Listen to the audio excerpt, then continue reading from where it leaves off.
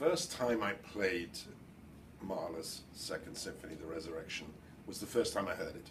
So you can imagine I was leading the Philharmonia Orchestra and probably sight reading it, but it's the last movement. You have to experience the entire symphony, but when you get to the fifth movement, which in itself is half an hour long, there are offstage orchestras, two offstage orchestras, which start to play, and then the chorus starts to sing. And at that moment, I felt like I'd died and gone to heaven.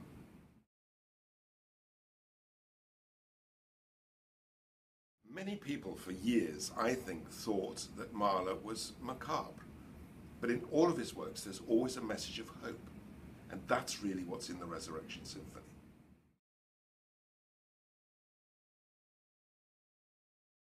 Mahler's Second is an absolute epic.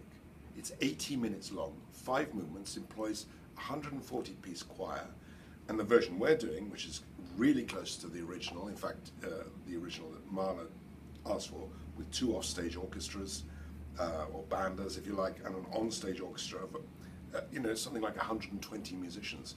The piece in itself, visually, is a spectacle. Orally, it's an absolute, I just can't really describe it. You have to be there, and you have to be there to experience it live, because it's probably one of the greatest experiences you'll ever have in the symphony.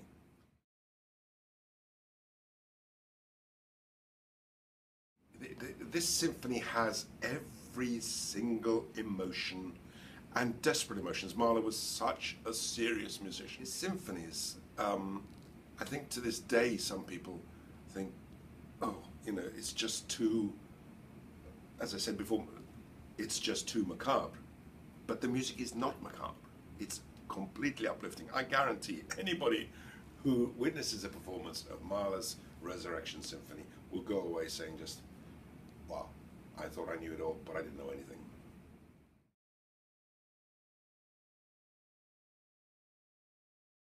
If a conductor doesn't get lost in the emotion, then he's not doing his job, because you have to emote to the orchestra, and we all have to feel that in order to put it in the hearts of the audience.